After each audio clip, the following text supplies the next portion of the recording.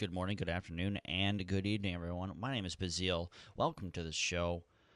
I want to start off this first episode by talking about how far Wildstar has come and the improvements that Carbine Studios has made, the sacrifices that were willing to actually do to get the game to where it is today.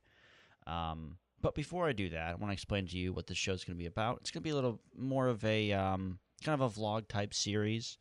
I haven't really decided if I'm going to do FaceTime or just show footage in the background yet. I don't really have a good webcam as of right now, so I think I'm just going to show footage in the background or just kind of different footage, I guess, as it pertains to what I'm talking about. But this first episode, I do want to focus on what Wildstar has become and just the sheer magnitude of the, I guess, trust that Carbine really has and had in its community even back then for Wildstar. So let's get started, shall we? All right, so what you're seeing right now is footage from a demonstration with the developer and lead story man himself, Pappy, or Chad Moore. Pappylicious is his Twitter handle there. And this is from gamescom 2011. The game itself is just drastically different. I mean, you look at the UI, you look at the combat system, you look at the starting area, you look at everything, and all this is just completely different. One thing that is just super noticeable is the tab targeting system. For those of you who do not know, this game used to be pretty much a WoW clone. It was they wanted to make the next iteration of World of Warcraft. They wanted to make that next game that's going to be the next WoW. So they said, hey, tab targeting works. Let's try it this way.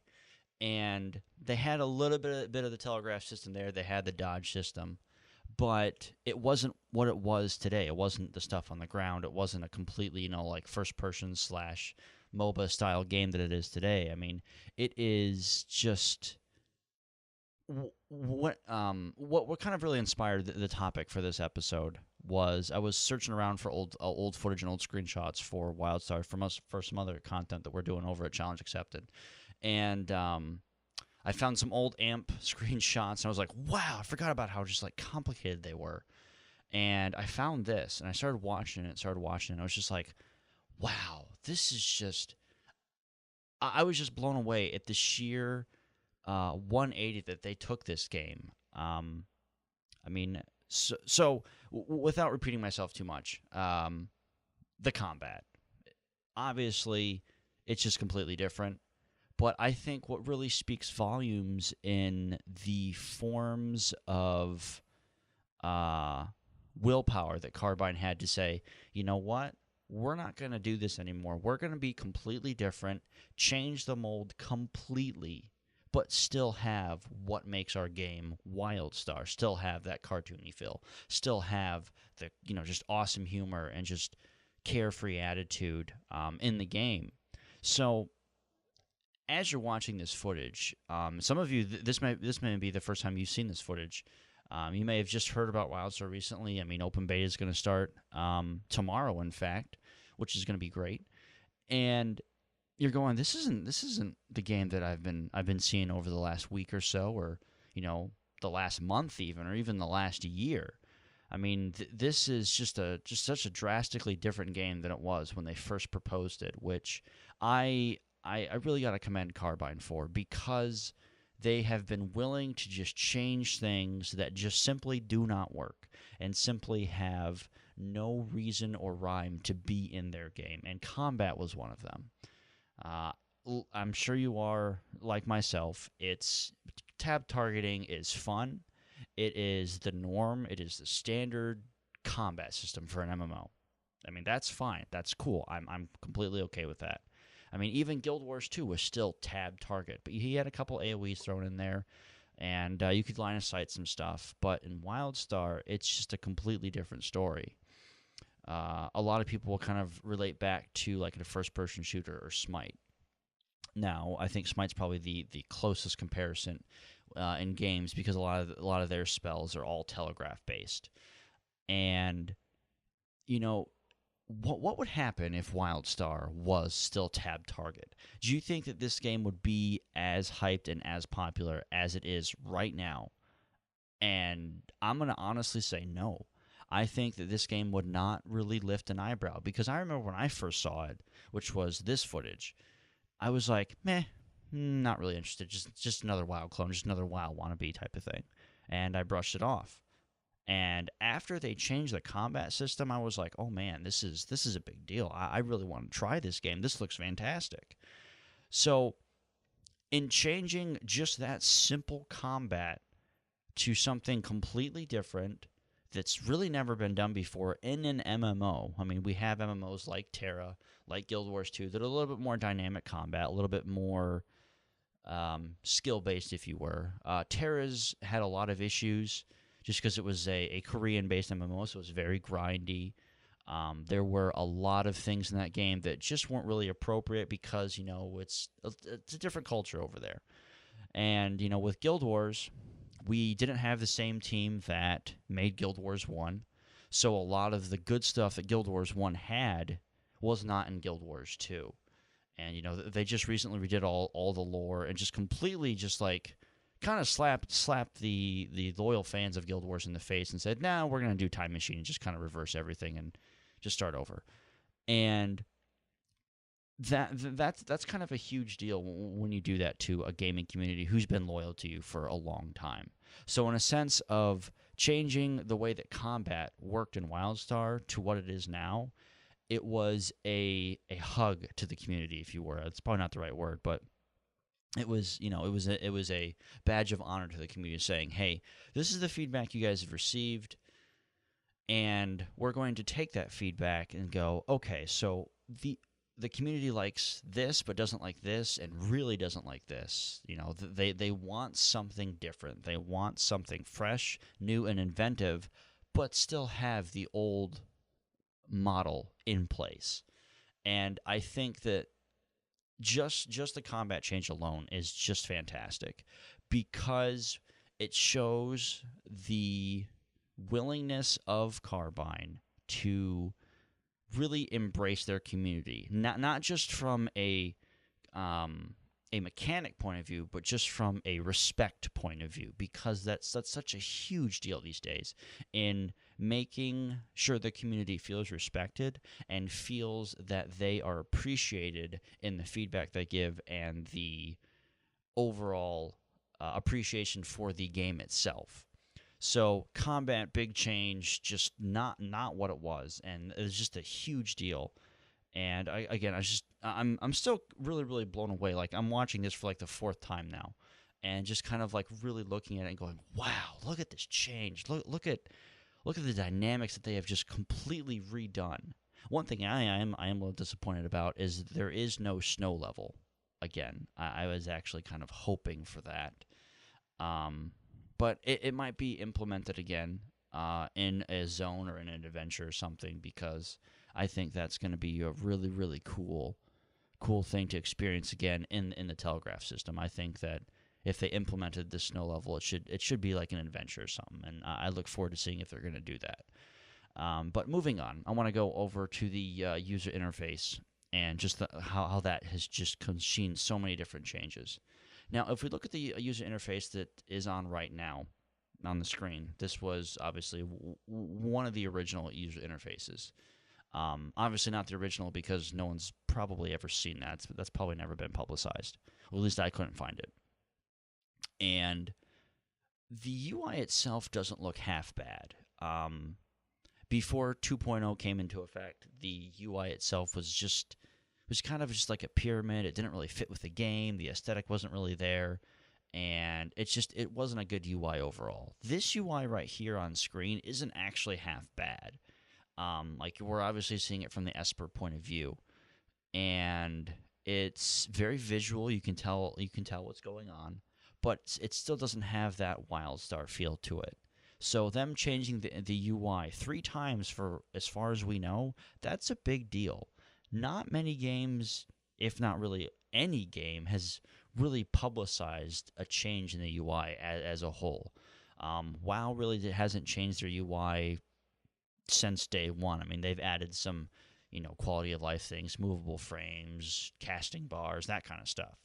But as far as redoing their UI to keep up with the level of aesthetics and user friendliness, it's taken them a long time to really get that change. So Carbine, again, pushing the envelope and listening to their community's feedback, listening to the way that they need to make their game just that much better. And I think that in doing that, again, they have shown that they have the guts, or the balls, if you were, to really say, this does not work in our game. We are going to change it, even if it might not be the right change at this time, because they're just going to try and see what happens. And they're willing to make that change and that sacrifice and that risk. I mean, if we look at older games like World of Warcraft vanilla, that's what Blizzard did. They were able to listen to the community's feedback and change accordingly. Once they stopped doing that, the game did not do well. I mean, if my memory is correct, their highest peak of subscriptions was around Wrath of the Lich King, which is when they were just completely listening to all, like, their entire community, and they were adding some really good content. And there were some questionable times, for a while, but overall the content was really good. We had Oldor, we had really, really good raids in there. Ice Crown Citadel was very, very fun. It definitely catered to more of the casual side, but the heroics were very challenging, and that was kind of like the best time in World of Warcraft was that, at least for a community as a whole. Me personally, I think Burning Crusade was probably the best time, because I was a hardcore raider back then, and I just really, really enjoyed the Sunwell and Black Temple and that kind of stuff. Eye of the Storm still one of my absolute favorite raids to this day, just because it just looked really, really pretty. Not the last boss, the first boss. I forget the name because I just forget the name. But the Phoenix fight was just really, really fun and very, very well done. I thought it was a very, very good boss. It had a very simple mechanic, but it was just one of those fights that allowed you to really have that stupid check, as I like to call it. Are people paying attention? Are people getting their marks right? Is someone going over to the eggs at the right time? And it is that kind of things that we see in games that are successful, that grow into a flourished game, a flourished community. And games like, unfortunately, Guild Wars 2, like Star Wars: The Old Republic, I guess those two are probably the best examples of what happens when you don't listen to your community right away and you do things kind of half-assed, and you don't automatically say, hey, these people have more time to test and play the game than we do. We probably should listen to them. And that's how a game fails. Obviously, Star Wars: The Old Republic problem was BioWare was a new developer in the MMO genre, and it was rushed to launch, unfortunately. That might not have been their fault, but their production budget was completely off. They spent well over $200 million on the game, and a lot of people don't think it was put in the right places. I mean, the voice acting was semi-decent, but the game just was not ready for launch. There was a ton of bugs. People were able to get to 50 within, a couple weeks. My guild got to max level within about 3 weeks, and we had a lot of the content cleared and on farm by the end of the first month, and it was not what BioWare was expecting, and they weren't ready for it, and everyone cleared content and left because there was nothing to do. Guild Wars 2 still has this problem. There's no end game. The crafting doesn't really do anything. Ascendant gear doesn't give you that much of a boost. It's about a 5% boost, which really isn't that big of a deal, especially damage-wise. Their latest patch, they changed a lot of things in PvP, which still really wasn't the right direction. And the changes to their wardrobe system just upset a lot of people. And it was, a way for them to say, hey, we need to make money off of our free game, so we're just going to hammer players with a ton of microtransactions, which is a shame because I think that the Guild Wars 2 can be a successful game, but it's not going to be that unless ArenaNet listens to their community a lot more than they have been. And that kind of ties in back to what Carbine has done, is listen to their community and just really maintain that level of openness, transparency, and making sure that they tell people like it is. That's really the main thing that has really kind of grasped me as a gamer and as a community member of Wildstar, is they have really just been completely open and honest. They're very active on Twitter. I have conversations with the lead developers all the time, and even the lower developers that just do the coding and stuff. They have their own Twitter accounts, and they're very active in the community as well. And it just really goes to show that they care about their community. They understand how to make a good community. And Scooter, David Bass, one of the community manager that just left for another job, unfortunately. But he was really responsible for leading that team and telling Carbine to say, hey, this is how you make a community, and this is why you need to do it. This is what works, and this is what doesn't work.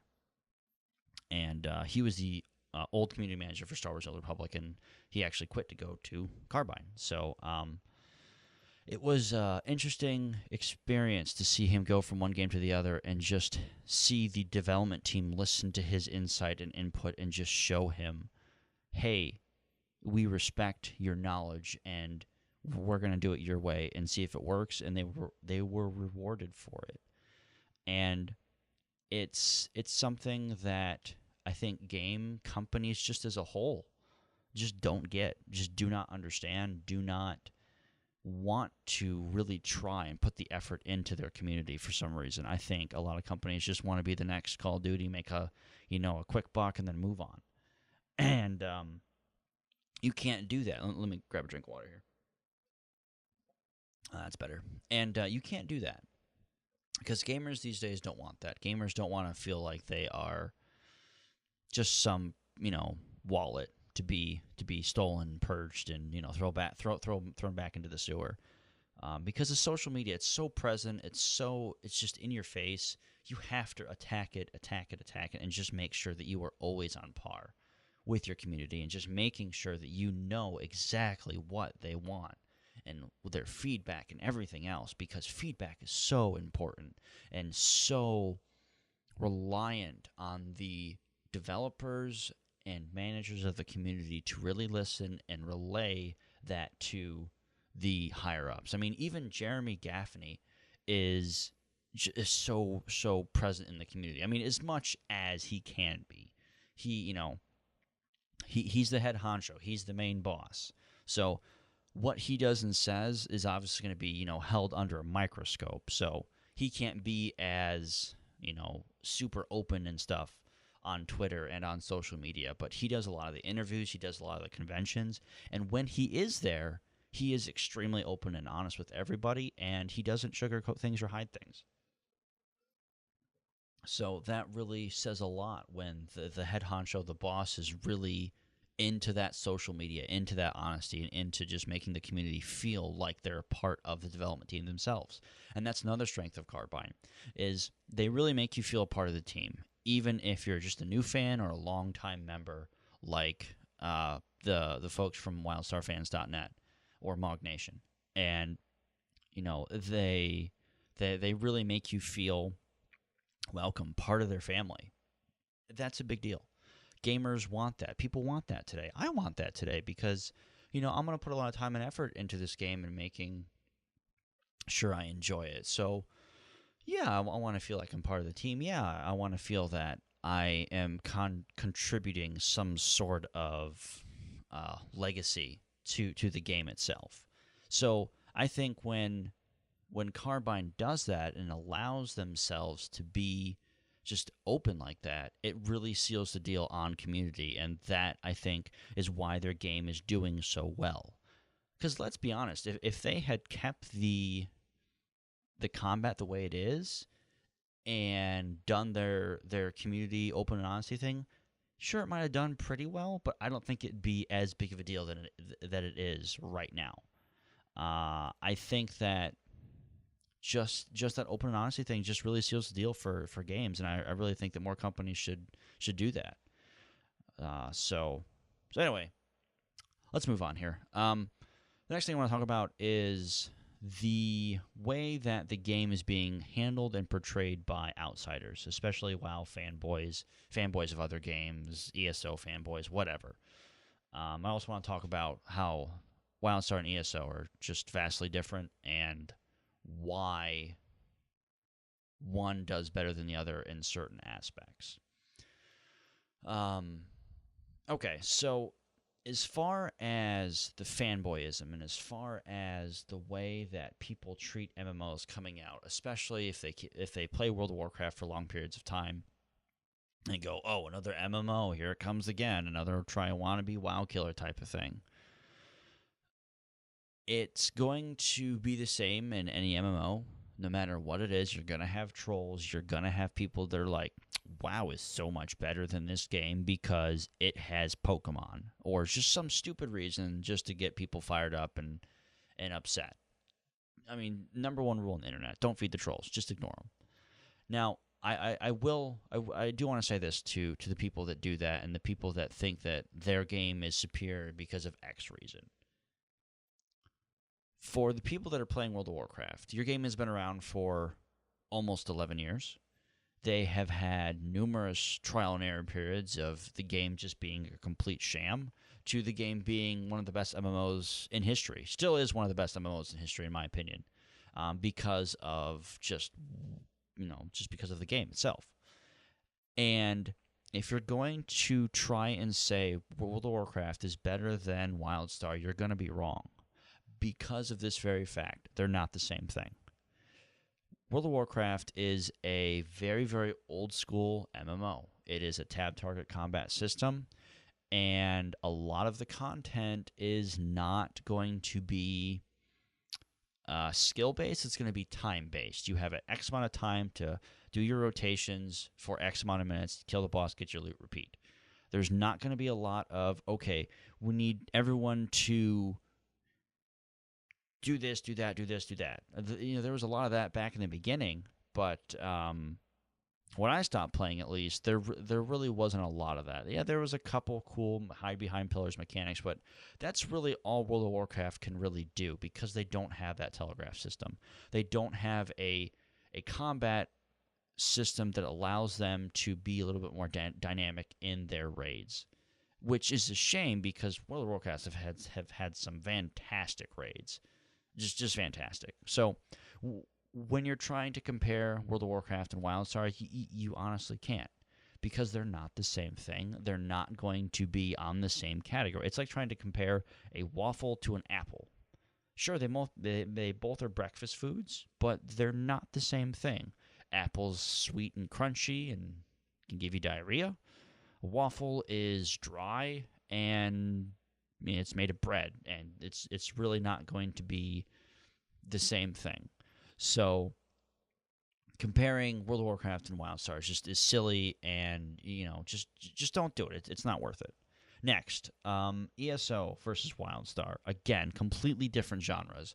Wildstar is a brand new IP, and ESO has had thousands of years of lore written about it, and trying to compare one to the other is just the same thing as World of Warcraft. You're comparing apples and waffles again. It just doesn't happen. Nothing is the same. Sure, the combat's going to be slightly the same as far as dynamics go, because ESO has a very dynamic combat system, yes. But so does Wildstar, but they're completely different. Telegraphs versus more of the Guild Wars 2 kind of, I guess, third-person, first-person type of stuff. So it's really hard to define both as the same thing.